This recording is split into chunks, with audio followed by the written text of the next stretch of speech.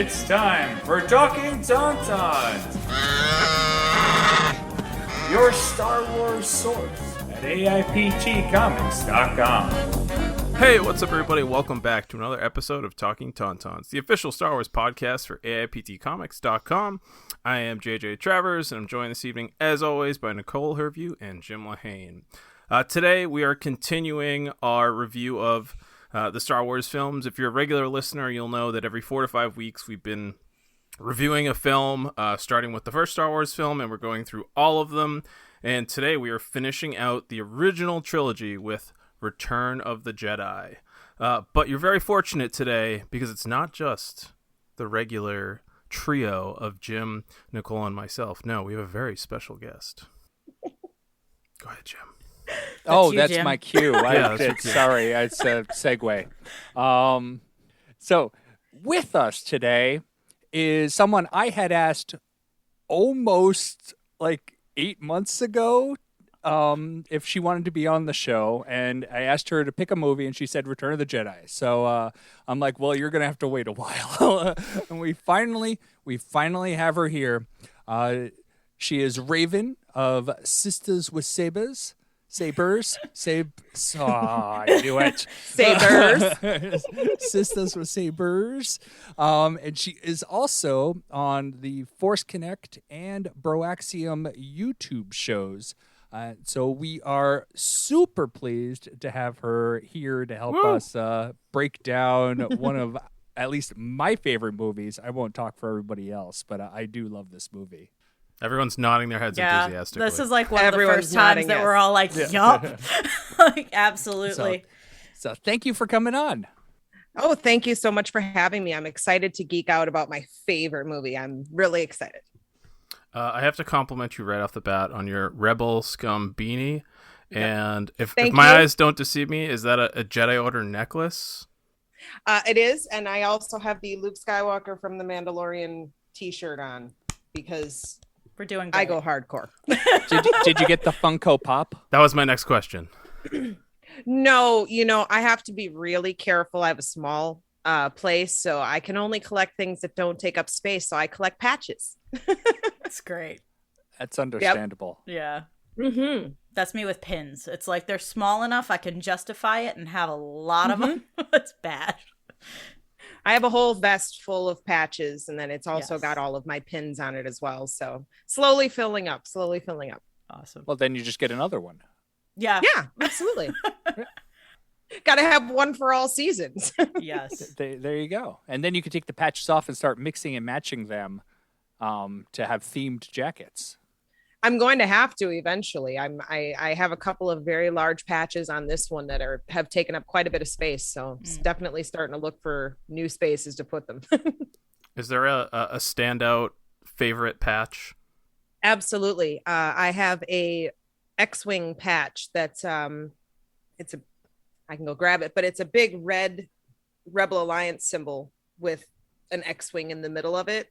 But it's literally like this big, so it's in the middle of the back of the jacket, and it's just it's really cool. It's the one people notice most often. All the rest of them are just small ones of different characters and different groups, Jedi and bounty hunters and so on and so forth. And I mean, they're all really cool, and I've got my Dominic Pace patch on there as well, so that's always cool. But I'm running out of space. You can only put the same Star Wars patch on like a few times.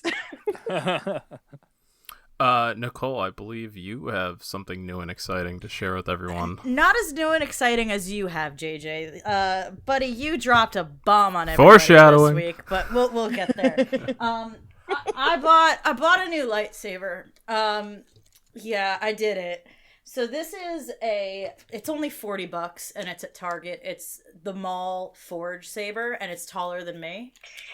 And I built it, and I don't care that it's for children. I really don't. It's huge, and I love it very, very much.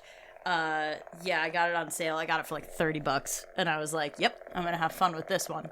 I'm posting a TikTok like this week, like showing me building it. So if anyone's interested in that, that's where you can find it. It does kind of look like those Texas Harleys that they put the bull horns Yeah, on it does. mixed with a lightsaber. It They had a does. baby. It does That's kind of. It looks ridiculous, but you know what? I love it. I don't care. It's literally like half a foot bigger than me. And I'm like, that's like, I say it in like the video I recorded. I was like, I held Maul's lightsaber in Galaxy's Edge and it's the size of two of me. I could never buy it. It's never going to happen. So I was like, this is the closest I will ever have because I'm 5 feet tall. Ray Park is also about the same height as you, I believe. He's short. So this is the real size of it then, because this is about as big as like it feels right when I like swing it around and crap. I'm like, yeah. Oh, never mind. He's not short. I He's didn't 5'9". think he would be. I was like, that's a man. Like he's a Scottish, right? He's a Scottish hulking He is Scottish. beast. That dude. He's something He's else. shorter than me, but he's something. But yeah, Raven, as you say, you're a Luke Skywalker girl. I'm the Darth Maul girl. So like, I had to buy. But everybody has to have their super groupies, right? Yes. So Maul has you, Luke Yes. has me. And It's we fine. love that, and we love that. Yeah. I'm Yes. here for Yaril Poof. Oh, there you go. Sure. Only Jim is here for that. Whatever you want. But See, but that's why the background players in Star Wars are important. People are talking about it a lot now that Boba Fett was never anything until The Mandalorian came out. And it's just like, a lot of us were incredibly intrigued by Boba Fett from start, And so every tiny character who has no lines and has been in one movie has a huge following of their own. So they're all important. I love that you brought that up because I feel like Return of the Jedi like planted the seeds for so many of those characters in Jabba's palace. yes. Mm-hmm. Well, yeah, because the people that hang out there would be the kind of people you'd want to get to know about, right?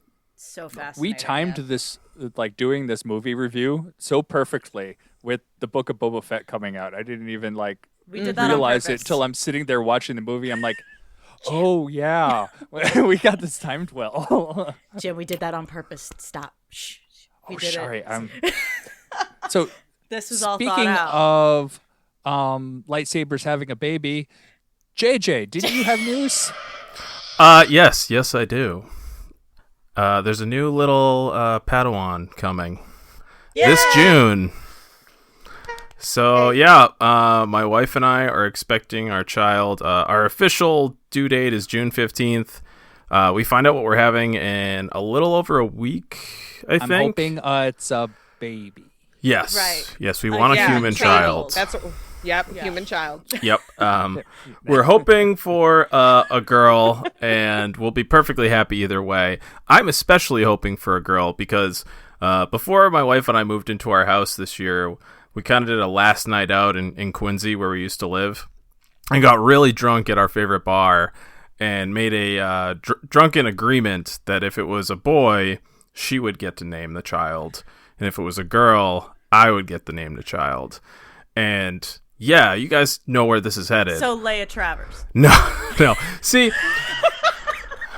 I picked something that is like very obscure because I genuinely think it's a very beautiful name. And Aurora Travers. No, but like I'm going to say like 95% of people that hear it, if not higher, will have no idea that it's inspired by Star Wars. But I went with Lyra, the mother of Jyn Erso. I really like love that. that. Oh, nice. That's Oh, beautiful. That's beautiful, man. you. I agree. Very beautiful. Thank you. I just think it's, and everyone we've told before my wife gets to like frown and be like, it's just because it's from Star Wars. Everyone's always like, oh, that's so pretty. And I'm like, see, no one It knows is. it's It from is Star pretty. Wars. That's it. If If we I hated were- Star Wars, I would think it was pretty. Yeah, if we had had a second child, for there's many reasons we never did, she would have been named Ayla. Oh. So it's I kind love of you the got the pretty Star Wars names. connection, but it's not blatantly obvious. Like Yeah. her name would be Boba Fett. Like, all of my kids have 4 legs, and they all have comic book or Star Wars inspired names. Every single one of them. Yeah, mine too. Yeah. I've got Daenerys and Arya on the chair behind me here. Well, I'm assuming here he's I talking about have cats. Shadowcat. Yes. Yeah, well, here I have Shadowcat and Arsène Lupin. And then my giant Alaskan Malamute is Mystique. We had a white German Shepherd named Stormtrooper and a black one named Razor Fist. We had a silver German Shepherd named Nightwing and a other Malamute who was Kato of Kato and the Green Hornet. Oh, that's awesome. Oh I my love God. seeing So everybody's pictures of named your after- Malamutes. Oh yeah. Well, that little Miss Misty, she's cute, and cameras just fly out every time she appears. Yeah. our, so our Malamute was much the same way, and that's Mhm. we lost if her. we, if Yeah. we have a son, Aw. he's lucky, I guess, in my wife's eyes that he gets to inherit the I'm a John, her dad's a John, my dad's a John, so he'll be John, but we'll call him Jack. So I don't think there's any. Well, Star there's Wars nothing wrong with characters that. named Jack. No, I think it's a great name. Yeah, I mean, if you're gonna get one of the everyday, common names, at least get one people can generally spell, generally say. I mean, I think you should go with Jeff, but with the G. oh Like yeah, the GE, GEOFF. the spelling where you look at it and go, Geoff? oh wait, Question mark? Yeah, Jeff! that's the exact reaction I had, Nicole, See, the first time I saw if that. if you react to it by not knowing how to say it, then it just shows that you aren't old enough to remember the Toys R Us commercials, because we all knew that was Jeffrey Giraffe. Right. Right. I know the whole song. I will spare everybody, but was I gonna do say- know the entire song. Yeah, because don't get it caught in my head, because I know I remember most of it. Yeah, It'd be a rough day for everybody. yeah. Mhm. I had a night recently where the Cars for Kids song played over and over in my head when I was trying to Why? sleep. What? Sorry. Why would you even say that out loud? What's What's bad wrong with you? Is I have a neighbor underneath me who likes to play his radio very, very loudly at 2:00 in the morning, and once in a while, that damn song wakes me up. The Cars for Kids jingle wakes me up at 2, 3 in the morning, like on a Saturday, and I'm like, can we not do this right now? Like, I'm trying to have an anxiety dream. Like, I'd rather be doing that. I just want to apologize to all of our listeners that are suffering with this. Yeah, in their who head are right now singing that song Yeah. as you said it. Good Lord. Two other pieces of small news. Very exciting. One relevant to the film. I'll start with that. We had a small Christmas gathering at our house this weekend with close friends. And when I went to Galaxy's Edge originally, they did not have this, and my friend knew how badly I wanted it, and I finally have it. Yay! Oh, look at the that. Endor Tiki mug. Yes. Yes. I have mine as well in my kitchen, and I'm like, I meant to christen it tonight, but your girl didn't have time, so it's fine. Oh man, I was so But bummed beautiful. out. Always when they another were night. sold out. Of course. Yeah. I mean, yeah, that thing It would be. is sturdy. It's sturdy. It's great. Yeah, I was surprised by how It heavy looks like was. Yeah. It's a good one. And then this is my best friend's Christmas gift to me. It's about as big as my head. The Mandalorian My boy. Funko Oh my- bobblehead that is like literally The a size of his head. human-sized head. Yeah. Yeah, no Like doubt. Grogu's in there, and he's like a Yep, normal. I see him. But Oh, this boy. thing is. I'm gonna try to fit it on that shelf back there. We'll see if that works. Good luck, bud. That's awesome. That's awesome. All right, that's my Christmas December sharing. I will never top this with the announcement of my child. Congratulations, No. dude, for real. Yes, That's congratulations. very exciting. Thank you. I'm Congratulations. the 12-week appointment is a very scary milestone to hit. Sure. Especially for people over 30, because that's like your highest risk. But once you make past 12 weeks, your risk factor goes way down. So it was a huge Yep. relief. Yeah, that's great. I feel like it was just Yep. like 2 weeks ago, Jim and I were like joking with you about like being a dad, and you were like, "Not yet, guys," and you knew, you son of a Yeah, I lied gun. to you. He lied like 4 or Right to 5 your face. times. Like, he referred to himself as daddy once in a text, and it was very uncomfortable. And Jim was like, No, he "You trying referred to tell us me something? as daddy, which was uncomfortable. Are you trying to tell us something?" And he ignored that question completely. And I was like, he's hiding something, but I didn't want to say anything. And now it's Sister. very... I was like, Oh, he's got... We'll get to that point of the movie. I have thoughts Oh, on that. yeah. We point all of the have movie. thoughts Oh, on that God. nonsense. We all I have literally finished watching the movie and came over here and sat down. So, like, it's fresh. So I'm ready to go. She's All right. ready. Let's get it on. help me take this mask off. But you'll die. Nothing can stop that now. Just for once, let me look on you with my own eyes. Now, go, my son. Leave me. No, you're coming with me. I'll not leave you here. I've got to save you. You already have. Look, you were right. You were right about me. Tell your sister. You were right. So, Return of the Jedi. Third Star Wars film ever produced, the final film in the original trilogy, the sixth film in the Skywalker saga, released on May 25th, 1983. And man, this film, before we even get to the story itself, there was so many almost disasters with this film. It basically ruined George Lucas's marriage. They had filming issues. They had production issues. ILM almost fell apart because they were running like 20-hour days, 6 days a week. Yeah, and I had no idea about any of this until years and years later. When the film dropped, I was like, oh, this is the perfect movie. But it was plagued with issues. But in my opinion, you would never know unless you looked into it. Absolutely. I feel like everything that I have heard about George Lucas's marriage is George Lucas's marriage doomed George Lucas's marriage, not necessarily the movie. A little of that too. A little of that too. This is true.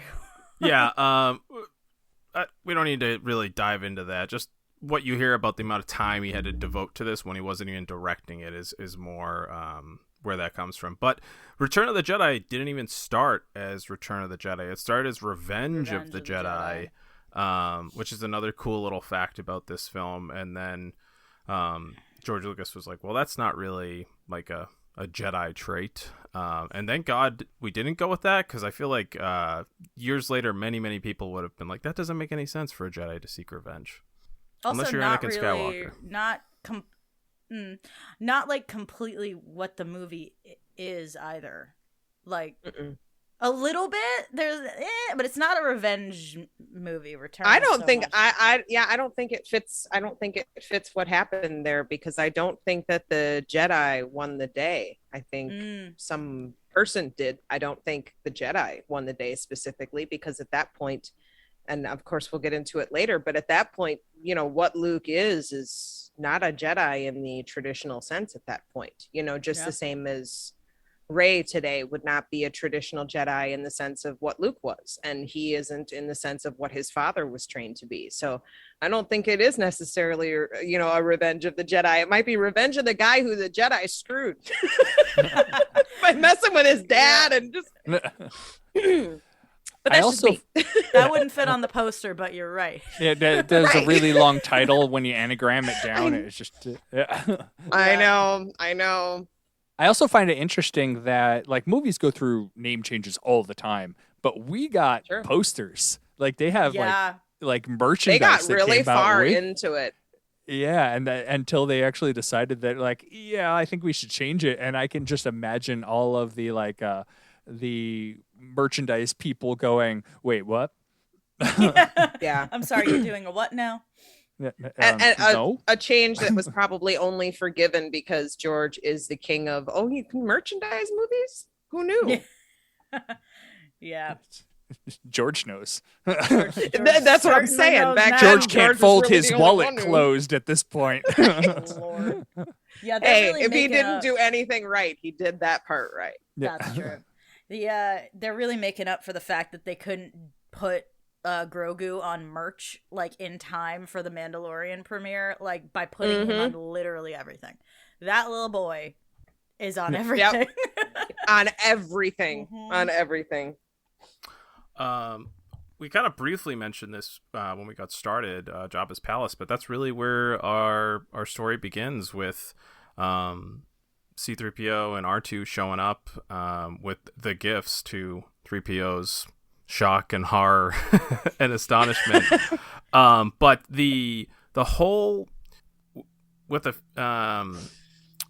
with a few asterisks here. The whole Jabba's palace, the Sarlacc pit, and that whole introduction of where each of the characters is to start the film. I feel like this is about as perfect as an introduction as you could have given us. I love Jabba's palace and the scene above the Sarlacc pit. Like, that whole part of the film is some of my favorite. I'll tell you what part of that isn't my favorite, though. Uh-oh. What was added. And our girl, Those Cy are Snoodles. Yeah, my That's asterisk. her I said a few entire asterisks there. name. You That don't is like them. Jedi rocks? Bad. That's bad. But the rest of it, yes, there is some atrocious CGI in this movie. And that's the king right there. That whole scene, you're just like, this doesn't fit the palette of this film. I'm upset. It's rough. But you also have Boba Fett saying not a word and just being charisma. But he's being just the like definition. he's just with the like singers, he's like, "Hey ladies," without saying anything. I'm like, just that alone is the worth chin, that song. the chin thing. Oh yeah, the chin thing. Oh yeah. I'm sitting there like, Sold. I'm sorry, what? Just A plus Boba Fett. He also he looks like he's not wearing his actual armor. It looks like he's wearing a t-shirt that is like printed on with his armor. In It's his those civvies. scenes. He's in his civvies. He's in his I'm like- Friday night Jabba's palace gear. Yes. I like He's almost ready to go paused to it. the I'm like, club. is he just wearing a t-shirt that has like a print of his uniform? It's like those guys who wear the t-shirts with like the tuxedos on them, and you're Exactly. like, what the hell? It's that, but cool because it's Boba Fett. Right, because it's Boba Fett and anything Boba Fett does is cool. But Raven, you talked about like seeding these characters that so many people love. Like in Jabba's palace, one of my favorite recent comics that came out under Marvel and Disney's umbrella was in War of the Bounty Hunters about Boushh, who Leia is wearing the armor of. And that's just, people are always like, oh man, that armor's cool. Where did it come from?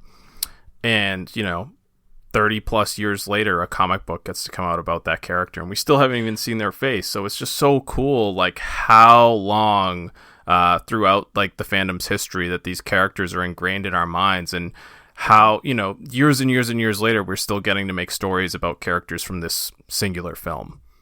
I think that's like I said, that's what it's really about when you're looking at Jabba's palace and you're looking at that collection of all these different kinds of characters. You don't know where they come from. You don't know what they do. And, you get to kind of imagine, wonder, although I would say with that particular costume that, Leia was wearing, if you read Shadows of the Empire, you knew where it came from. Caesar lives. Sorry. It's all good. Are you the only fan of Shadows of the Empire? I am the only fan of the Shadows of the Empire. When you see Bro Axiom's new t-shirts, you're going to find out real quick. Plug the merch. Yes, merch. Plug the merch. Nicole had a it's been hard long time with that book. coming. I it's couldn't- been a long time coming. I just want to have a bar and a skyhook. That's all I want. I love that for you. I do. Yes, see, I couldn't get that's what it's past 50 pages of that book, but that's No, me. it's not necessarily that it's a good book specifically. Sure. Hey, For me, what I loved about it, being a Luke Skywalker girl, was being in his head in different places that we don't normally see him. And I was not big into the Star Wars books back then, so that was one of the few that I read, and I liked being in his mind when he's training. And okay, R2, if I blow myself up, like, it's going to be embarrassing, but okay, and also the idea of being inside Darth Vader's head and hearing, thoughts, because again, you have to remember that, back when that book first came out, the only thing we really knew about Darth Vader was what was in the movies. We'd certainly never heard him think about anything, certainly not anything as deep as what he's thinking in Shadows of the Empire. So it was interesting in that regard. And Dash Rendar was kind of fun. I mean, let's be real, he was kind of fun. But the book, like overall, just whatever. But there were some fun things in it. So, I sorry. mean, listen, you're good. My guest episode for this series was the Phantom Menace. So like, I'm that person. Like, I Right. get you of being like, this is not the best, Yeah. but I love it. I But I love love it it. though. That's me with Phantom Menace. So you're good. I also feel that way about Return of the Jedi, though, because so many people are like, Empire Strikes Back is the best movie. And I'm like, I'm not going to argue with you. It's not Right. my favorite movie, though. Yeah, I'm definitely with you there too. You know? Sitting here watching it this time, like I grew up with this movie. It's always been around since I can remember watching the full trilogy and everything. And like I've watched them back to back for years, but paying close attention, Harrison Ford's acting in this is not the best. Like he was much better in Empire Strikes Back. A lot of people's acting was much better. I still love this movie more. Like I really do, and it's really two movies. Like you could split it almost down the middle with the Jabba the Hutt section and then the Endor section. It's almost like two completely different movies right in the middle mark. Right, but you know what ties the whole thing together is it's all charming. The whole movie from beginning to end is charming. And I it's think that's why we love hilarious. it. Like Oh, there's it's so little funny. things. Like I still like when Lando when we first see Lando and he pulls down his mask really just so we know it's Really, Lando. just so we could see him. Yeah. And it's Me, like, Billy D. What's up? like I can, No. I can tell it's you, Lando. What we doing? Like, don't pull your cover, buddy. I get it. See, and for me, the charming moment in Return of the Jedi is this tiny little thing. It's when they're on Endor and they've gotten let out of the trap and the Ewoks are surrounding them. And Han and 3PO are going back and forth about pretending to be a god.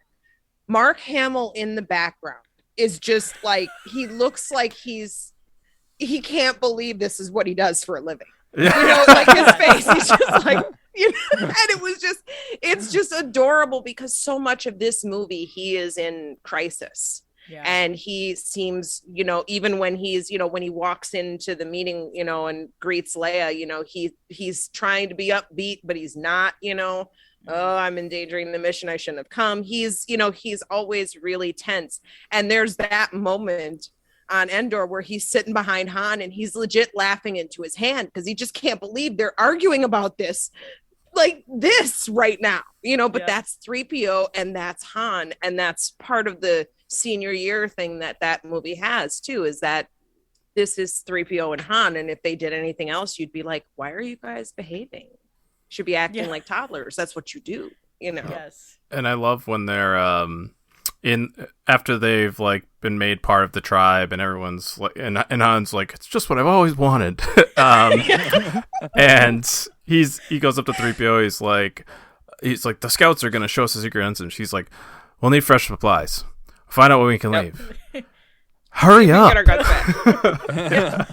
That whole thing. But I love what you said about Luke because he really is facing, you know, like the greatest test of like his life. But his acting in this is like the best of the trilogy. Like I agree with Jim. I think the best we see from Harrison Ford is The Empire Strikes Back, but Mark Hamill is just on a different level in this film with his character.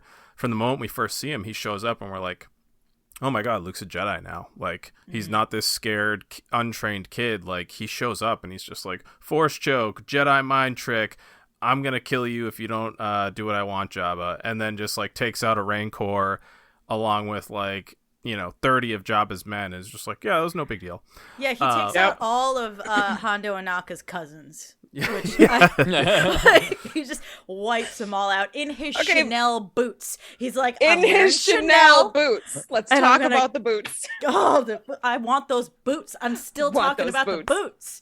You know who's got those boots, right? Who's got those boots? Mark Hamill.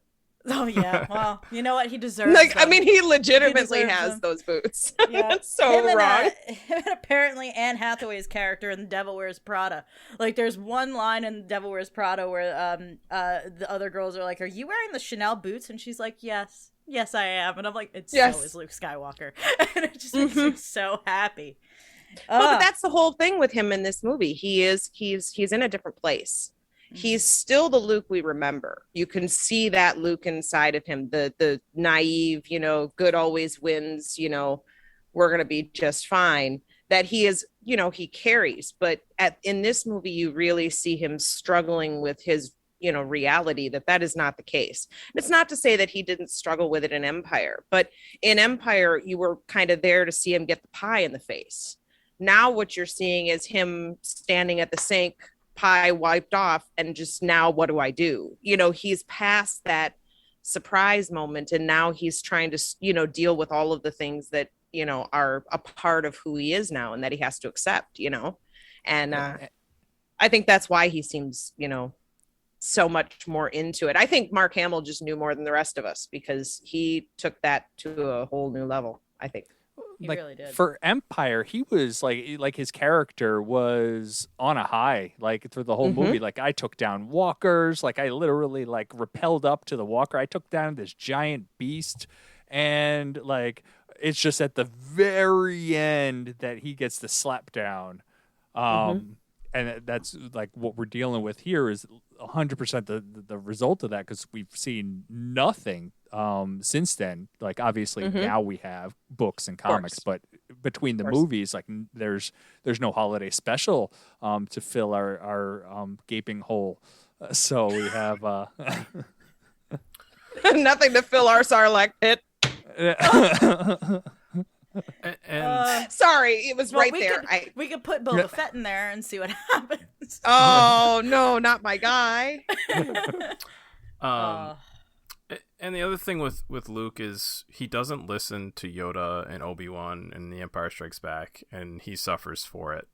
But here he honors his commitments. He goes back to Dagobah, and instead of leaving with like traditional training, he leaves with this new knowledge. And he listens to Obi-Wan, he listens to Yoda, and no matter what, he's not going to kill his father, and he's not going to give in to what led to his father falling. He's going to honor the commitments of the Jedi Code, and he's going to face his greatest fear, which is Darth Vader. And, it's one line that stuck out to me from the sequel trilogy is his... when he's talking to Rey, and he says it's a Jedi's destiny to face, their greatest destiny is to face fear, and that's like this incarnate for me is facing Darth Vader. And it's like the Emperor's there, and it's like, don't underestimate the powers of the Emperor yourself or your father's fate, but like it's almost like it's totally secondary to like his relationship with his father and like having to face Vader. It's like they don't even really talk about like how to handle the Emperor. It's just all about Vader. Like everything hinges on redemption, and like the whole movie is pretty much about the redemption of Darth Vader here, and that's why the galaxy is saved and he's redeemed. But like they don't even worry about like Yoda mentions it, but Yoda and Obi-Wan are not really training him to face the Emperor. They're training him to face Darth Vader.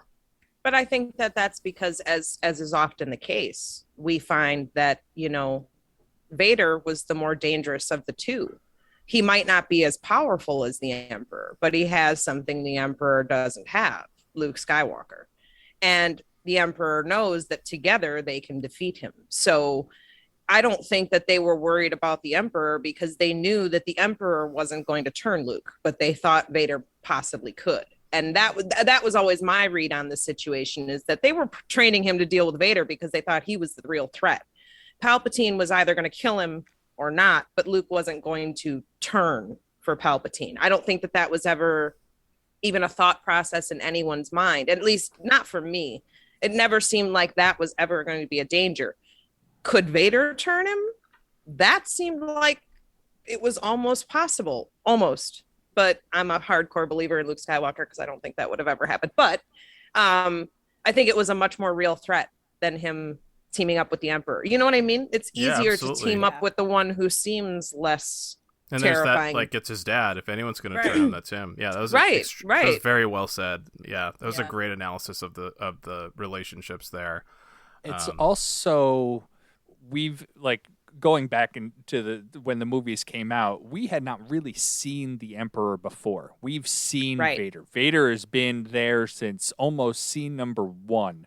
The Emperor was a half monkey presentation in the Empire Strikes Back, but we didn't really get to know him that well. Like now he's there, now we can see him, but still, like, you don't really, like, you want to see Luke confront Vader. You don't care about the Emperor. Right. Like he's not even like in your field of vision until we get the prequels, and all of a sudden we see the Emperor in his prime.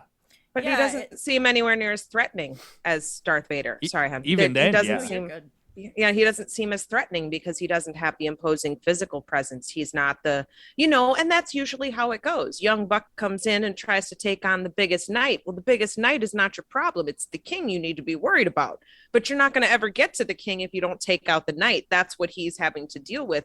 The king never seems scary until you're standing in front of the throne and he says, kneel. And then suddenly it's like, well, maybe, so I think that that's what a lot of part of that, it's that the emperor is certainly more dangerous than Darth Vader, but he doesn't carry that imposing physical presence, you know what I mean, the way that Vader does. And I think that in itself makes him scarier. Yeah, and then you find out that the king has lightning powers, and it's like, well, and then you find out that the king has lightning powers and you're like, oops. Yep, big oops. But yeah, Yoda, why did you not tell me about this? Right. Yoda has all warned the me ahead of time. information. He's got all the information, and he gives us no information. And I'm like, Couldn't Yoda, have taught you're me doing it again. that trick to suck it into my hand like you did. Right. Like, jeez. There is another. Oh wait, lightning. Yeah, listen. You could Lightning say or like lightning. another Lightning. thing. But yeah, the Emperor's like constant saying like, you're mine and you're gonna do what I want you to. It rings so hollow because you're like, who is this old crusty man? Like, because in that moment you don't know he's got the lightning powers. You're just like, he's going to disintegrate in front of me, right? Like that's what's gonna happen. And it just rings so hollow because, like you're saying, like he was never the threat for Luke. He never was. Nope. So it just rings so hollow, especially knowing all the mind games Palpatine played to get Anakin to go over to the dark side. And all he does with Luke is show up. And you're like, whoops. Like, he really just thought he could do it all over again. And without the doing Luke any he's of the work. dealing with. And the Luke he's dealing with is a young kid still. Mm-hmm. What is the first thing a young kid is going to ignore? An old person or someone they consider to be old, right? And I mean, it's an old person taunting when we were him 14, too. like 40-year-olds were like, oh my God, you were one foot in the grave and the other on the banana peel. Luke is 20 something years old. To him, Palpatine is ancient and old and, doesn't need to be concerned, And Palpatine wasn't able to, manipulate him over the course of his entire teens and young adolescence, like he was with his father. And another part that I just love with Mark Hamill in this is his acting with Yoda and the compassion that he has for Yoda when Yoda's kind of old and sick have I become, and just man, that was some of my favorite acting of the whole film. Just how the empathy he has for Yoda and the love he has for him, and when he finally confirms to him that it is his father, the look on his face, and then when Yoda passes, he barely says anything through all of that, but the acting is just phenomenal. And he's acting to a puppet.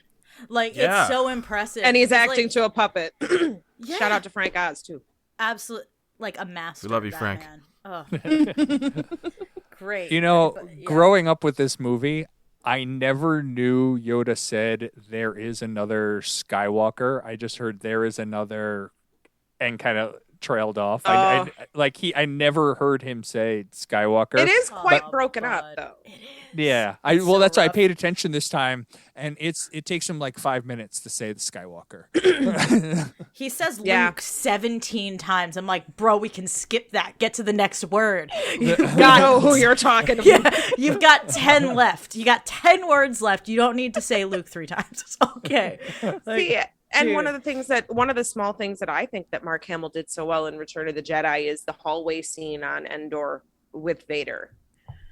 It's a power play scene. Vader comes in expecting to own this situation, but what he's dealing with is an incredibly calm individual who I believe wholeheartedly that when Vader walks into that hallway, he already knows Luke's made his call. Nothing I say or do is going to change the call that Luke has made. And he knows it in that hallway, and it's in Luke's body language, the resignation, but the calm resignation of this is what's going to happen. Whatever happens, this is what I'm going to do. I'm going to save my father one way or the other. you know, and Vader's Yeah. like, it's too late for me. And he's just standing there like, then let's go. And, you know, the same thing in the elevator, the same thing with the walk up to the Emperor. It's all with, you know, it's all body language because he doesn't talk very much, you know. And of course, you know, Mark Hamill next to David Prowse, you know, he's rather diminutive. To be able to bring that power in that situation of in just your body language of standing up straight, being still, being calm, faced with, I mean, let's be honest, your absolute nightmare. Your absolute nightmare. And, you know, yeah, he's your dad, but, you know, he's Darth Vader too. So there's that to deal with. And he's just, you know, no, I've already decided what I'm going to do. No and fear whatsoever. None. Dignity. He never shows fear of anything except in that moment when he realizes, oops, I might be pulling from the bad side right now. Better step back before that gets too comfortable. But that's really the only time he really truly looks fearful, you know, other than, you know, your sister. Like, dude, you don't mess with a guy's sister. Like, seriously. Yeah, bro. And Creepy son of a gun. When he is Right? talking to Vader in the hallway, another thing about that scene is again like the compassion. Like he is like he really has become the Jedi Knight. And it's not just the look and the way, like you said, it's the way he carries himself. Like it's just a totally different character from the other films, and just like him standing there talking to Vader really planted the seeds. I believe without that conversation, I don't know that Vader would have turned on the Emperor, because Luke is basically saying to him right then and there, like, I forgive you for what you've done. You can leave with me right now, and I'll accept you, even though you're this like horrible self-loathing monster that's like caused the deaths of like countless beings across the galaxy and done like irreparable harm. It doesn't matter. You're my dad. I love you. I forgive you. I believe in you. Let's go. And I just feel like that was such a pivotal moment to Vader making the decision that he did. I'm so happy we're talking about this scene because a thing happened while I was watching this scene. It made some things go off in the back of my brain, and we need to talk about it. So there's one line that I think is really interesting in that scene. And it's, you know, obviously Luke is saying, like, there's good in you. I know it, this, that, the other thing. And then he says, come with me. Vader's response to that is, Obi-Wan once thought as you do. And I'm sitting there going, well, by the time we met Obi-Wan, he's literally saying Anakin's dead. He's completely given up. And we didn't see a conversation between, like, Vader, and Obi-Wan. So I'm wondering. Well, they had a conversation, but they were kind of they were on fire. There was fire happening. It was loud. Let her finish. It was loud. I am wondering if there's going to be a confrontation or a plot line in the Obi-Wan series that is Obi-Wan trying to get Anakin back. And if that will kind of be like a retcon thing, like that's what he's referring to in that moment. Like there's an opening there in that line for you to be like, Obi-Wan's like mission, he hasn't given up on Anakin quite yet. Maybe that's what this show is, because we don't know what the heck this show is. So I kind of am clinging to that right now and wondering if that might be something. Obviously not the intent of the line because duh. But I'm wondering if they're going to cling to that and use it because it's wide open. What is he talking? What conversation is he talking about? We don't see it in these movies. You're right. So there's an opening there. I think we saw that conversation happen throughout the prequels. Oh, definitely. Like I think he was trying to reel him in the whole time. And I mean, I don't disagree with you. I do think there's more to it than what we've seen. And I do think it's an opening for the Obi-Wan show. But the implication I always got from when he said that was, of course, seeing it the first time, I didn't know about the whole Revenge of the Sith lava, high ground. Yeah. thing. But like, that's literally kind of what I had in mind, that they had some major clash, very much like the one we would see with Luke and Vader, shortly after this in the movie. And that Obi-Wan did everything he could to reach out and say, please, please, please, please take my hand. And Anakin said, yeah, I don't think so. And that's always what I thought, seeing the movie back in 1983 when there were no prequels or anything else. that was always the belief that I had, was that they had one like major moment at the end of whatever the heck was going on, because back then we had no idea what their real relationship was. I mean, not the way we do now. But that was always the impression I got, because the way he says it, it doesn't sound like it was last week or 2 years ago. When he says Obi-Wan once thought as you, it sounds like he too has accepted that space that's between them. The same as like when you said Obi-Wan talks about him and says he's dead. That's the kind of thing that happens after a long time. It's not the kind of feeling that you get about somebody or the way that you refer to somebody when it's been 5 years. That's something that happens when it's been decades between the time that they hurt you and the time that you're living with now. So 13 years is the time that they're saying the Kenobi show would take place before this movie. Okay. Yeah. See, who knows? Yeah, it would add up. But yeah, I'm excited. It grabbed me. That line just grabbed me in a way that I was like, yes, they had conversations like that, but not when he was Vader. Not when he's like in the suit, irredeemable Vader. So I'm like wondering if that's where they'll go with it. But you're absolutely right. That was a conversation throughout the prequels, and especially on Mustafar. I think that's a great take on that. I never would have thought of that. I love that idea, because to me, like when they're on Mustafar on their like floaty repulsor things, and Obi-Wan's like, "I failed you, Anakin." I feel like he's like, of course you have, but to me, I feel like when Anakin was like, Obi-Wan let him get away with murder, and then when he shows up, I always felt like he never made a good attempt at like getting through to him. It was just like, hey, knock it off. Okay, we're gonna fight to the death. Like, I will do what I must. So I like that idea a lot, Nicole, because I feel like he never really reached out to him with compassion and like calm and empathy, and was like, dude, it's me. Like, think about what you've done. This isn't you. Like, I feel like they never had that conversation. So I think that could be a great hook for whatever the heck is coming in this series. But great Obi-Wan always behaved like a disappointed parent. He did. Instead of behaving like a therapist, which is what he needed to do. Once you get past disappointed parent, you have to move past that. If your child has a drug addiction or a gambling problem, you can be angry at them, but at some point you have to reach out and say, okay, I understand. Let me help you. Because yelling at them that they're wrong eventually doesn't do any good and actually will make a situation worse. Obi-Wan, so I understand you murdered all those children. Yeah. Can we have a sit down talk about that? Can we have a sit down and talk about this? Yeah, to me, there's just a big difference between you are my brother, Anakin, and I loved you, and you are lost, and he's dead. Like, there's something else that happened there. But there's a lot of time there too. There's a lot of time and also a lot of realization too. Because I mean, in the real world we're going through right now, people are going back to work, and stuff like that. People who work in jobs where you can work remotely. And it's just like, wow, it's been 2 years since I've been in the office. And I'm thinking about all these people I haven't seen for 2 years because I don't work actively with them.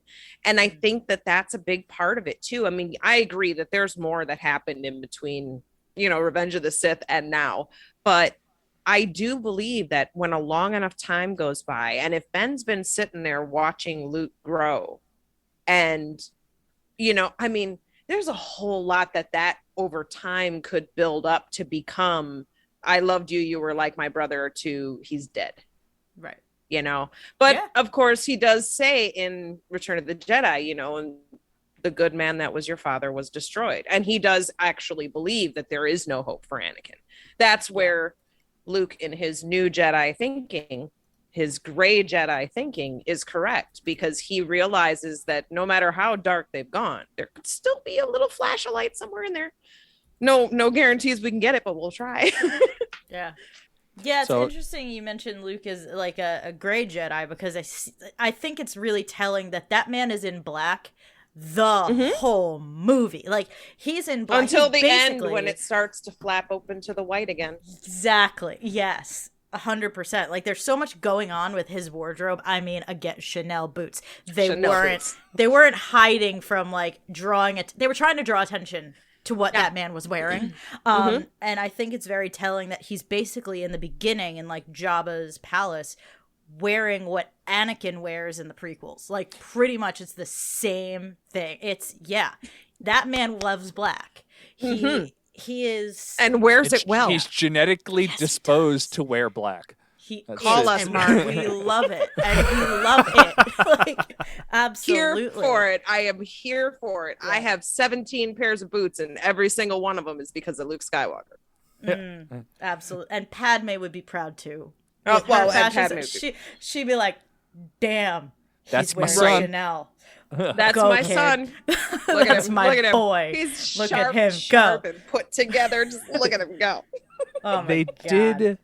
did this movie in particular. I noticed it a lot, where they did the prequel so well based off of this movie. Like, there were several lines that characters would say, and I'm like, it wasn't exactly the same as the prequel lines, but it was just like just a little off, and you're like, wait a second, and like I never noticed that before, and it's like, and watching these in order, it's like these characters are now repeating what was said in the prequels as opposed to the other way around, and like Exactly. the outfits, you're right, just they match like so well, and the layout of the movie where you have now Luke standing over Darth Vader and the Emperor's going, kill him, as opposed to Anakin standing over Dooku. It's like literally the exact same scene, and Anakin chooses a different path. Little bit. Well, Little bit, you know, little there's a you know, power, absolute power corrupt, or power corrupts, absolute power corrupts absolutely, right? And that's always been the thing.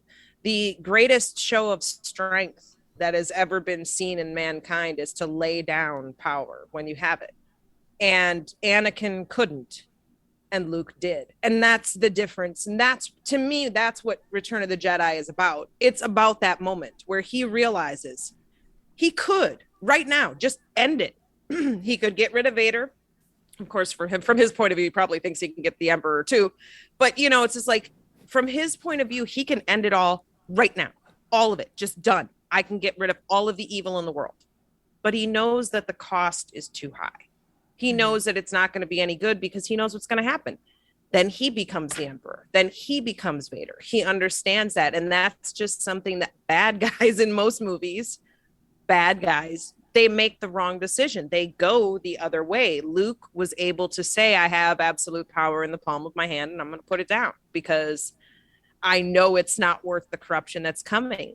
And I think that that's something that we miss sometimes in Return of the Jedi, because it is, you know, on the surface, you know, just the fairy tale. The good guy wins, bad guy loses. That's how it's supposed to be.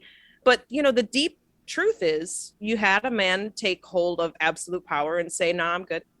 I'd rather be good with who I am in the mirror than be good on the throne in front of everybody. And that in itself is just the most powerful thing you can do, is to have the opportunity and say, no, I'm good. Yeah, That- it's such a big moment when he literally throws away his lightsaber. And every time I go, don't do that, you stupid. And every time he does it, I'm just like, Yeah. And Brilliant. looking at his hand and that look between his hand Yeah. and Vader's Yeah. severed hand. It's such a powerful moment. And again, Mark Hamill in this movie just killed it. killing it. Killing it. Well, that's Absolutely. like that whole story arc that you were just talking about is why, at least personally for me, I know other people will argue, but personally for me, why The Last Jedi is such a great movie, because it continues his story arc. Like, it is exactly like you said. He literally throws away his lightsaber. What's the first thing he does when we see him again?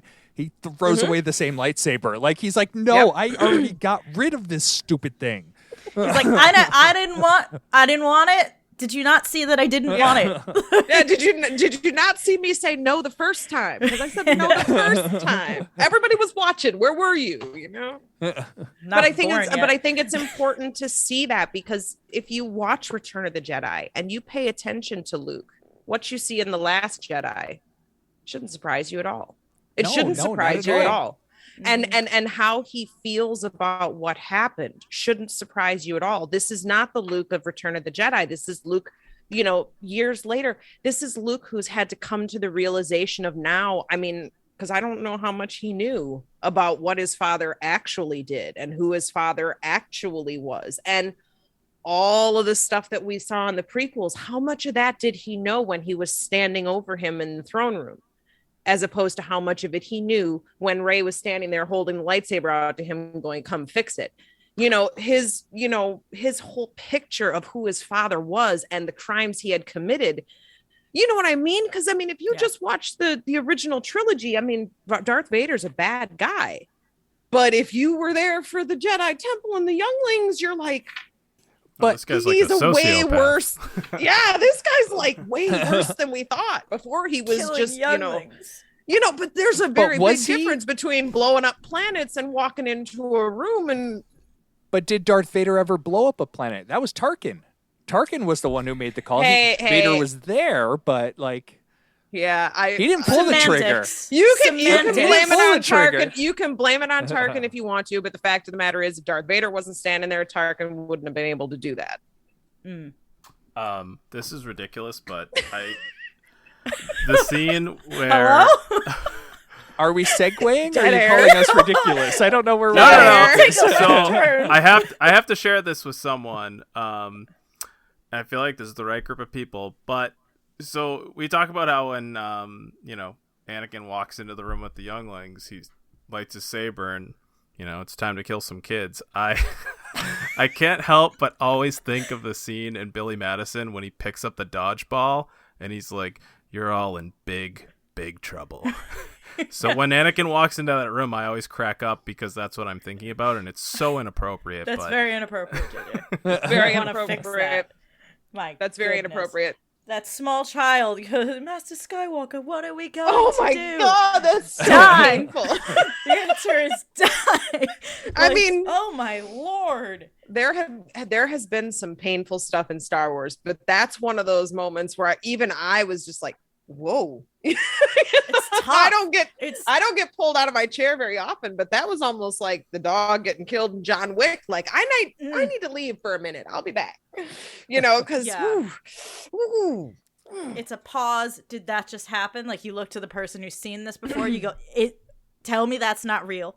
Tell me we're gonna flip the Uno reverse card on that. Right. What is going on? it's a dream sequence or something, Yeah, right? this is a this lie, isn't happening. right? Oh, it's happening. Ugh. Chills. All Yeah, right. that was a and now move. suddenly his deadliness seems so much more real. Yeah. All right. On a separate topic, I just want to pull up a couple, at least one thing on top of my head. One of my favorite things about the Empire in this movie is on Endor, you have all these ATSTs walking around, which makes sense because you're trying to go through a forest and these small walkers. You also have an AT-AT that they have. That thing has to be the least functional vehicle on this planet. And they're like, yeah, we don't care. We're going to show we have power. We have Woo a big power. boy. Do you see the big boy? We've got one. God, you stupid. There's It not like literally always travels. there's not always a lot of tactical thought when it comes to the Empire. Okay, I mean, let's be real here. This is an there's not. organization that has some serious problems in the HR department because nobody is talking about tactics or strategy. They're just like, dump as many dudes on it as possible. One of them will hit something. Yeah. Okay, let's can we just not whip send it the out. long-legged tippy thing into with the redwoods? You want to? Okay, well, we can do that. I mean, do you want to nail Jello to a tree next? Like, Okay. we don't All have right, a better so- plan than this. So we had one really big gun that didn't work the first time we Right. tried to use it. Yep. Let's do that Let's do again. it again. Let's make another big gun. See, I'm glad you guys brought this up because Don't get me started on Death that. Star man. 2. Death Star 2. jokes Death Star aside, 2. I'm Electric fine with Death Boogaloo. Star 2. I'm fine with it as well because if it had been completed and closed off, that weakness wouldn't have been there. It would have been a whole different story. But it also delivers one of my all-time favorite scenes in all of Star Wars: the Battle of Endor, above Endor in space. As a kid, just like It's a trap. blew my mind, and I credit it for giving me like a huge love of, I mean, Star Wars in general got me to love sci-fi, but like space battles, like that scene just like blew me away. the special effects were so good. There was so much going on. Like the strategy, like Lando and Wedge together, Akbar, like taking down the super Star Destroyer. Seeing the Executor crash into the Death Star Yes. is one of the Yeah. most beautiful scenes That is one they've ever of the done. most Yeah. satisfying ships getting destroyed that you've ever seen in your life. Just watching that thing just go down and just, oh, it's the best ever, Jerry, the best. It also Here's gives forward you firepower. a sense of scale of the size of the Death Star because you know how big that ship is. We've seen Right. that ship. Yeah. All of a sudden, Right. it's hitting the Death Star, and it's like it's hitting a planet.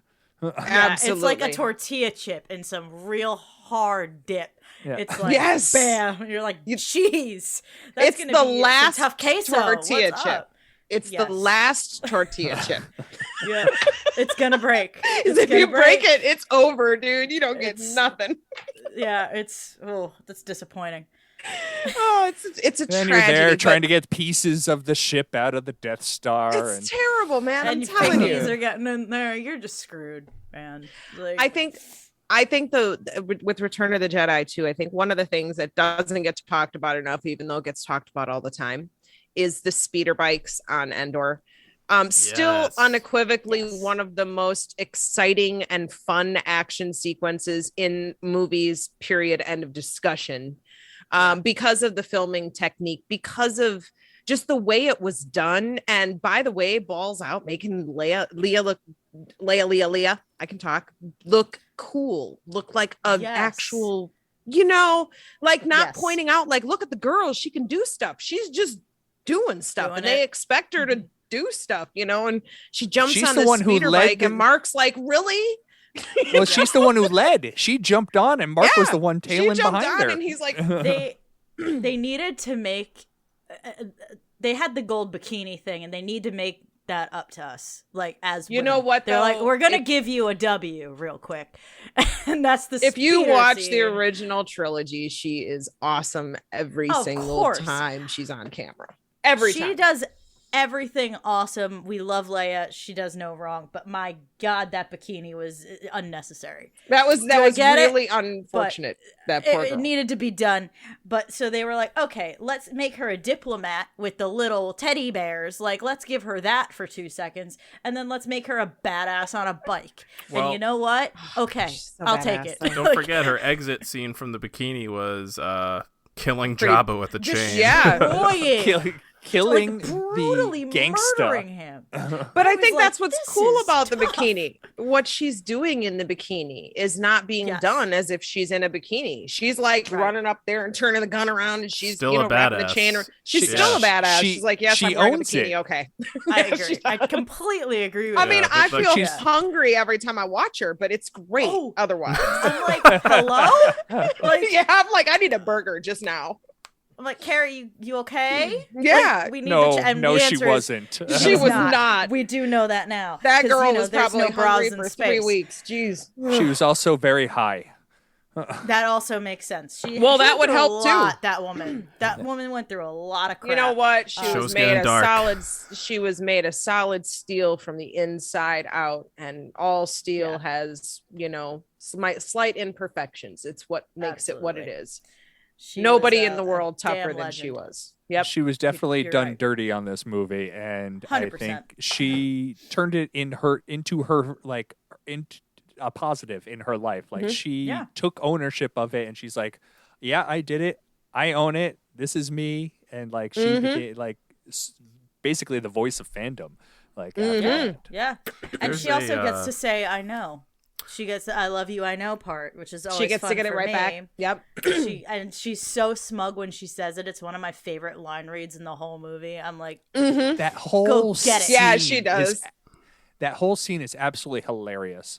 Where like R2 tries the hot wire the door, and he gets like burst back, and Blown C-3PO says something, I forget what it was, and R2 just goes "Mwah." And then Han tries to hot wire the door, and he's like, Like, "Oh, I I guess got I it can hot now." wire it. close. Yeah, he gets like, I got it now, and the door closes, and he gives this like the best expression that I've seen. Yeah, on he's like- this whole Like, movie. of course. Like, this is, of course, what just happened. Okay, let's go again. I also love his expression when he like realize after she tells him that Luke's her brother and they kiss, and then he's like, "Oh man, this is so cool." This is very good for me. But This is you know, very good for me. I don't want to complain about what we have because there's no changing it, but there's a universe out there that the sequel trilogy is released, and it's Luke and Leia as the heads of the Jedi Order in the New Republic. I just wish we had gotten a world where she went down the Jedi path. And I know she's a diplomat at heart, and that was always what she was going to do, but I just really wanted to see Leia as like a badass Jedi Master. I don't see it happening. I think she's entirely too Spock to pretend to be Kirk. I just don't think. like I that. just don't think she has the personality, the brain mindset to be someone who believes in, fairy tales and hocus pocus and whatnot. I think, honest to God, no matter what you do, who she is as a character is just not capable of hocus pocus and fairy tales, even if they're real. She's too I just don't logical. see it. She's too Yeah. logical. She's not a Yeah. committee. We're not calling her a committee, but she's entirely too logical. There are just certain things that if you're looking for help, you're not going to ask Spock to help you with, because he's not going to understand the human desire, need to do something that might fail, that that's just not who she is. It's not who her character ever is. She just doesn't operate on that kind of software. And to be fair, neither did her mother. Because if you look back at Padme, you see too, she too just does not. I mean, it's not that she doesn't believe it's true. She does. But it's kind of like, you go play with your toys, Pumpkin. Have fun. Oh, I'll be at the grown-ups table over I here. think you make a it's- lot of great points, but I still Yeah. I still would have loved to have seen it. It would've been I would have reminds totally me loved of, to see it. like, Yes. Sure, but she's a general. That woman's a Right. general. She's a general. Yeah, she's a leader and a She's- general, but it's it's a different Jedi Order, and Yep. it's not the Jedi of the past. It's just something I always wanted to see and thought would have been really cool. But I think it would you have make a been. lot of It would have great points. benefited the Jedi. It would have benefited the Jedi Order to have somebody who thinks that way. definitely. But it also would cause them to do something that the Jedi, I think we saw through the prequels, are completely unwilling to do, which is question themselves and their own behavior and how they do things. And someone like that is going to question those things. And that's makes why me, those kinds of organizations keep those kind of people out, because those Right. kind of people are going to come in and ask you to explain it to them. It's like having a scientist, deal with a religious matter. It's like, okay, but some of this isn't science. She like, well, reminds I me want in the a way science. in a way, she makes me think of Qui-Gon, just like I a was very, just gonna say that. very different thinker. It's Very why much. Qui-Gon didn't work in the Jedi Right. Order, and why I Right. love him so I love very him. much. Love him. Like, Yeah. it's very difficult to love both Qui-Gon and Maul at the same time. It's like, why are y'all doing this to me? You gotta stop. But yes, I love Stop your Qui-Gon. bickering. Cease, boys. And Obi-Wan. I'm like, the three of you need to stop. Like, I'll get in the middle of that and just be like, JJ, you brought okay, up okay. Go on. you brought up my most hated scene in all of the OT, and that is where Han goes, "You love him, don't you?" And Leia's like matter of factly, "Yeah, of course I love him. He's my brother." They've been together for 4 years at this point, and she just found out, and she's acting like she's known this for 4 years. Forever. It's like, Yeah. it's I think, like, though, that no, I this think is she's new. had the vibe. She's had the vibe the Yeah. whole time. I'm Yeah, with Raven. she She can always have the knew deep vibe. down. She Yeah. can have the vibe, that's fine, but she doesn't get the, like, she doesn't have to say it like he's a moron. I do see that. I do see that. I see why she said it that way, but I can also see totally what you're saying, because she does say it to him like he should know this already because she knows. And it's just like, what makes you think he would know? This guy doesn't believe in any of this stuff either, and you're not necessarily on board. So, like, what are you expecting him to do? Yeah. But then It's that's very, Leia like- being Spock again. Right. And it's also very much a woman who's like, obviously we're in a relationship, you stupid. Like, why are we having this conversation? You know what I mean? Like, Right. why are you threatened by my brother? You Right. weirdo. Well, he's been Obviously, gone a we're- year. I don't know if you were It's there. very- He was That's taking a true, that's vacation. But still, you know what I mean? Like, they are, like, this girl is like, of course. Like, she's put Like, I got the you out of the label on carbonite, and the it. first thing I did was play Yeah. console hockey with you. Are you concerned that there's someone else? Yeah, like, what? Hello? Like, I could have just left you in the rock, honey. Like, what are Right. I feel like it's that kind of vibe. Like, yeah, and like, and And? what? Like, it's just ridiculous. But he's, Yeah, you but know, it doesn't come across that way unless you're like, you know what I mean? but Han is a little bit slow on the uptake sometimes. I mean, That's we love a puppy him, dog, we yes. worship him, but there are times when he's a little He's not the sharpest tool in the shed. No, not the brightest crayon in the box. He's got street smarts. It's a different We need skill to set. move That's him right, that's along right. a little bit. He shows tremendous growth when he like yells at Leia and then like turns around and immediately is like, "I'm sorry." I'm like, and that's a man. Yep. Like, and Yep. there he is. I did notice that but I- too. It's like 2 feet. Sorry. Yeah, But I think because I he think- knew. They have that kind of relationship though, and have always had. When you look at Empire in the beginning when they're on Hoth, you know, they're having their little bickering session in the hallway and it's funny and we're all laughing and it's great. But when the crap comes down, you know, what are you doing here? You have your clearance to leave. I'll leave when I get you out of here. Like he does. It's like the banter has all completely gone because this is like, no, this is what we're doing now. See, and she's in business mode and he's like playing Kirk over here going, no, but see, we need to, you know, she's like, no, I have to get everything planned and everything, you know, just so. And it's just like, if you're just sewing long enough, you're going to be just sewing 6 feet under. So we should go now. And she's like, okay, fine. Everybody get to your transports. It's like, girl, go. But she just doesn't have that. Yeah. She doesn't have that emotional push. And he comes in and just behaves the way she does, even though he's doing it for entirely emotional reasons. Right. Because I mean, Yes. For our listeners, there's hand movements happening right there now. are hand gestures all over. You all get it. Yeah. You know, Absolutely. use your imagination. Use All your right, so- imagination. we should probably start wrapping up soon, but I have a couple of high points that I want to just throw out there as things that I really enjoyed. The Muppet Factory of Jabba's Palace with Max Rebo. Max Rebo is clearly the best of the Muppets that are there, and Yes. but even like the background ones, they're all absolutely fantastic. I love all the Muppets. Except for Salacious Crumb. Yeah, except for Salacious Crumb. They should Yeah. Grilling somebody should that cook guy him. was the best thing Star Wars ever did. Yes. Put him on toast. Fast forwarding to the Vader Luke fight, the part where he goes, "You have a sister." I could just see Obi-Wan sitting there going, "And that's why we don't tell you anything." Yeah, exactly. I can totally hear him too. Totally. It's like, this is why we didn't tell you. Jeez. He's just sitting there with an immediate face palm. He's like, "Oh, you stupid bantha!" Like you just absolute. Oh, I have to get everyone's take on something really quick before go we're on. done. And this could be controversial. I don't think it should have been Hayden Christensen's Force Ghost. Disagree completely. Agreed. Disagree. That's- Oh, two for two.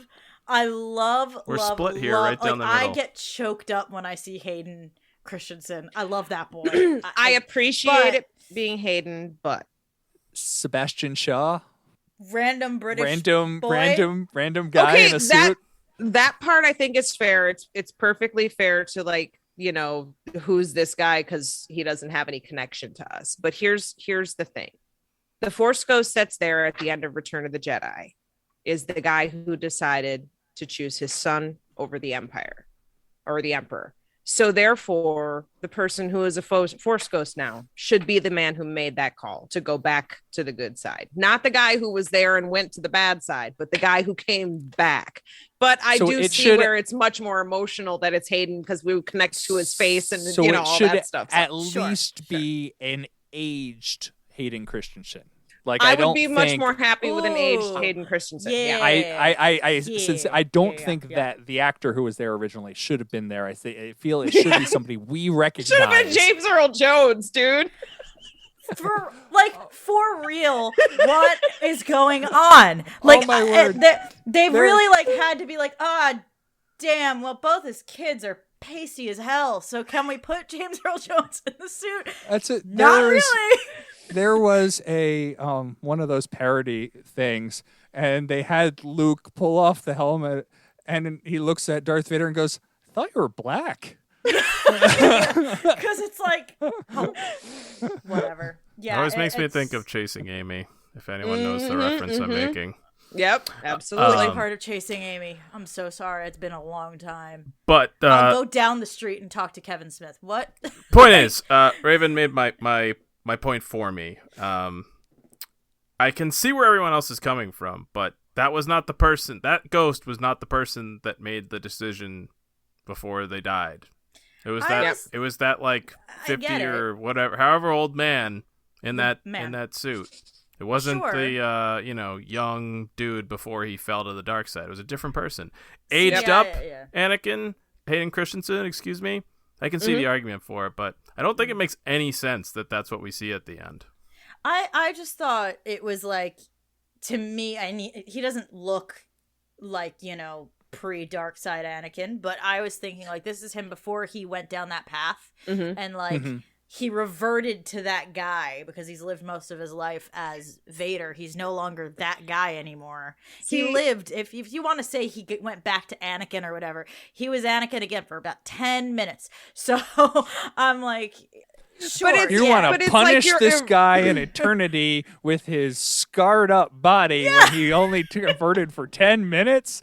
But what did he do to you? I don't murder your younglings.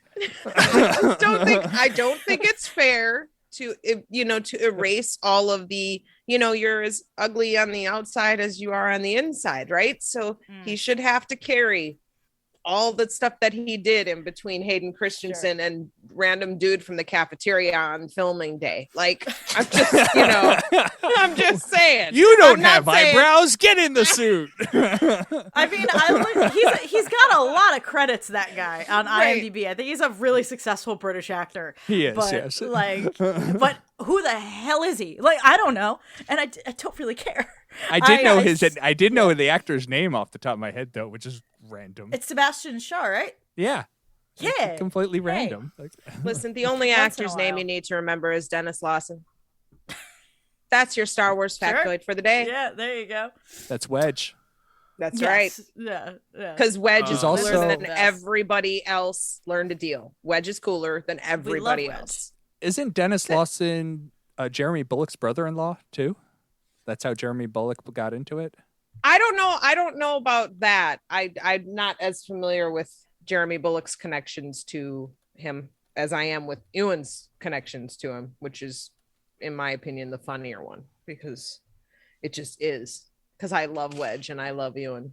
And I wasn't a huge Obi-Wan fan until the prequels, because we didn't really get to know him very much in the original trilogy. I mean, he was there, he was the wise old man, but I didn't really have any big emotional attachment to Obi-Wan. And then when Ewan came and made him like an actual person, it's like, oh wow, Obi-Wan is cool. Sexy Obi-Wan. Yeah. Well, I mean, but the fact that he's sexy doesn't hurt, but no, doesn't call hurt. me Ewan. But yeah, call me too. Yeah, call any of us. Like, call me maybe. I don't know. Like, for real. I mean, I'll hang out, but that's as far as he's getting. But really, honestly, what else do you need? Yeah, that's it. There's something to be said about the fact that Sir Alec Guinness, a phenomenal actor, didn't understand half the words he was saying. I think that also, contributes to the fact that, that's just he also old British boy. He also hated being in the movie and complained he got killed off halfway through the first one. It's like, make up your mind. He was an old British man through and through, and that's what we can say about him. Whereas Ewan McGregor is like, I will die playing Obi-Wan. Let me in. Like, I will do it. Like, but that's because Ewan is his job. Ewan is a Renaissance man. I think he understands the idea of being a wise old, hermit, and a guiding force and a young man and a, newly created Jedi to now be taking on Padawans of his own. I think Ewan just, because he's a Renaissance man, I think he truly understands that idea. And that's why I think the character really works for him. I mean, he's a great cast on a million different levels. But the main thing is I think that he understands Obi-Wan in a way that not a lot of actors would be able to understand. And I think it comes from, Ewan being who he is. Because, I mean, if you're familiar with all of his work, you know that this guy goes from Winnie the Pooh to Dr. Sleep. And Moulin Rouge. Some stuff. I mean, we've Trainspotting. seen some stuff. Train Spotting is kind of what I was thinking about, but lots of them, and I've only seen Moulin Rouge. I just, but I mean, if you've sings to me. if you've seen him even in Moulin Rouge, you're dealing with a different kind of person. This is a different kind of actor who brings a different kind of thing to what he does. And I just think the same was true of Alec Guinness. Even if he didn't understand it, he was a different kind of actor that brought a very different, a gravitas that not everybody can have at a young age. And certainly Ewan had it. And that's hard to match, because I mean, Alec Guinness was, he had a lot of gravitas. Like if you look up gravitas in the dictionary, Alec Guinness is one of the people that they have a picture of. So, to come in and be able to deliver that at a very young age and, in the Phantom Menace, but he does, I believe he's Obi-Wan Kenobi within a second of him being there. And that's not easy to do at that age, especially. All right. Sorry, that was the Ewan Love Fest. No, we live for it. Yeah, there's Love fest. no one here's ever going to get upset with you for that, but I'm worried we'll end up with an Obi-Wan podcast episode if we don't stop ourselves here, which isn't a bad thing. And I was going to say, please come back for. And the problem with this is what? Yeah. Yeah, hello? We would love for you to come back for that, honestly, when the Obi-Wan series is out. I will gush about Obi-Wan all day long. All right. She'll be Yeah, back, I have folks. a friend. I have an ally here. Aha! We're together. I love it. Raven, thank you so much for hanging out with us. This was awesome. Such a great time. Thank you so much for having me. Favorite movie, best. Do you want to, before we get out of here, do you want to tell folks where they can find you, what you're up to in the world of Star Wars? Well, in the world of Star Wars right now, I am like everyone else waiting for the Book of Boba Fett, because my world is the Book of Boba Fett and I'm so excited. But other than that, I'm just keeping an eye on things and, making comments here and there. I'm on Twitter at Genevella J. Not very exciting though. So if you're going to follow me, just be prepared for pictures of dogs. And that's about it. That's what I'm here for. That's a sell. Right? But if you've seen my dog, you know how good that can be. All right, guys. We hope you enjoyed the show tonight. We had a great time. We hope you had a great time. If you'd like to see and hear more of us, please subscribe to the show. Leave us a 5-star review on iTunes. It helps us out a lot. It takes 2 seconds. You can find us on Twitter, where we share all of our episodes, as well as articles from AIPTcomics.com, where we hail from.